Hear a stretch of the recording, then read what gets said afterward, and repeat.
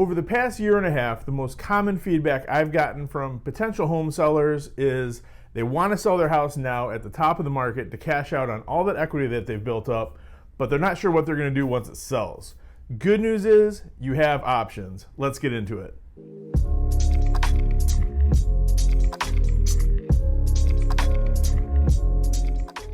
How you doing? I'm Deroit Werenka, broker owner here at M1 Realty, founder of the company. We've been in business since 2014, and we've built ourselves up into the #1 real estate firm located in the city of Ferndale.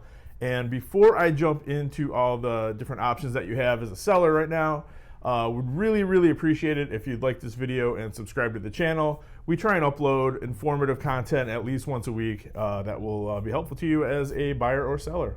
So here we are, we're in early 2022. We are definitely still in a very strong seller's market. Inventory is very low, demand from buyers is very high, and interest rates are only on their way up at the moment. Nice homes that are hitting the market are typically selling very quickly, oftentimes with multiple offers and oftentimes well above asking price. Now, that being said, as interest rates start to rise, at a certain point, that's going to depress prices and bring them a little bit back to earth. So let's talk about what we can do right now if you're looking to potentially sell your house but not sure exactly how to go about doing that. Option number one, sell your house and then get right into it looking to buy a new property. The name of the game under this scenario is timing. So the good news is, as a seller, I can usually negotiate at least 45 to 60 days of occupancy after closing for you, usually free occupancy depending on how many offers we had on your property. And that gives us plenty of time. It gives us between the time it takes to close and 60 days after closing, we've got 3 months to find a property for you, close on it, and get you moved in. Over the past couple years of being in a market like this, I've helped several, like a couple dozen different clients do this exact same scenario. I haven't lost a patient yet. Everybody that I've worked with where we've done this has been in a house that they enjoy living in. Now, let's talk about pluses and minuses in this scenario. A positive is this is the fastest route to get you out of your old house and into a new house.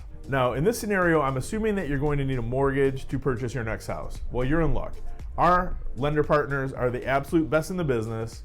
We frequently are able to get from application on a loan to clear to close in 2 weeks or less, which is almost unheard of in the mortgage industry. So this does a couple things. This allows us to compete against cash offers that we might be up against for the home that you want to buy and have a good chance of getting the property because we can close almost as fast. And also it shortens the amount of time that we need to actually keep a house in escrow, get it under contract, and then close. So that frees up more time for us to find the right house for you once you sell your current home. Now, this strategy is not all sunshine and rainbows. Once we get your house sold, now we're on the clock, right? We have to find you a place to live. So this option can add some added stress. You know, we're definitely up against it. We have a limited time to find you a property, even though in a couple months should be plenty of time to find you the right house.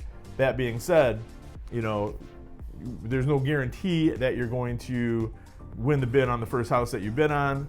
We might have to, you know, not cut corners, but, you know, kind of expand our criteria into what you're looking for. So, you know, if you're looking for a very specific house, this might not be the right option for you. But if you're a little bit flexible, this is a good way to go. And like I said, I've got numerous clients into homes using this exact same strategy. And so far, everybody's been happy with where they've ended up. Option 2, rent to own. What, Derek? That's not a thing anymore, is it? Well, yes, it absolutely is, and let me explain why. We're affiliated with a company called Home Partners of America, which actually their whole purpose is in life as a company is to give people the option of being in a rent-to-own situation.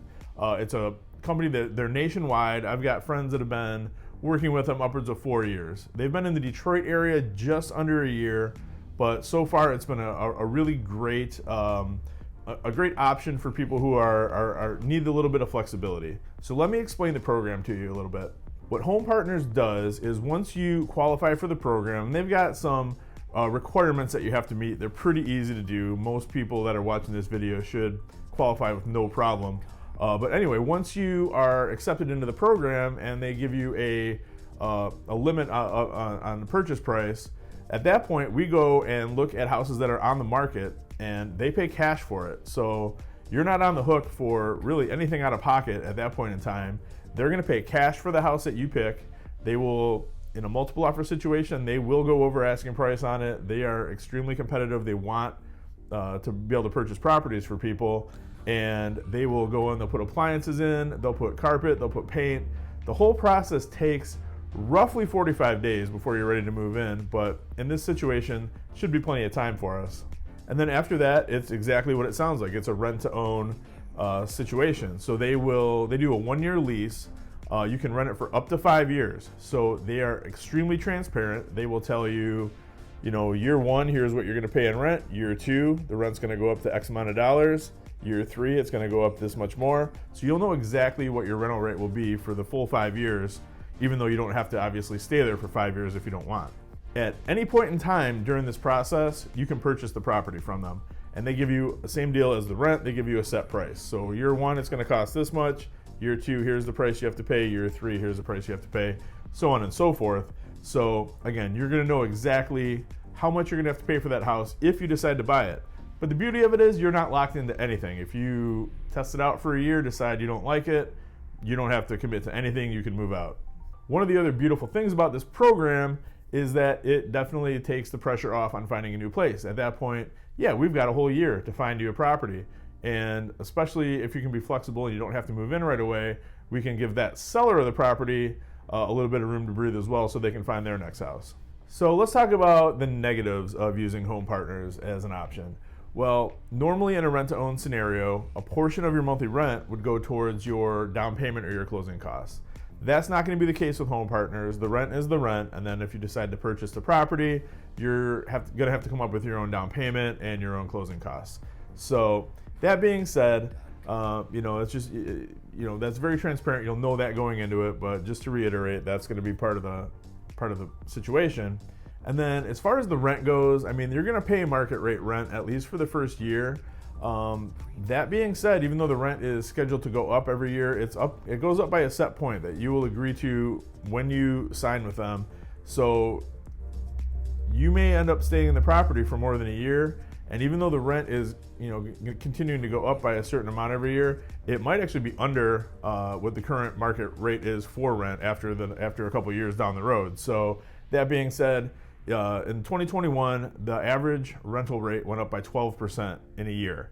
So I believe the cost of living adjustment for home partners is 3%. So if the rental market continues to appreciate that fast, you could stay in there 4 or 5 years and be paying well under market rate for rent at that point. I know that's not a negative, but I just wanted to let you know right off the bat that the rental rate is, they're not going to be giving you a discount on the rent. You're going to be paying market rate for that property. Option number 3, sell your house now and then just rent a property for a year while we find you a new house. So let's discuss this option a little bit further in depth.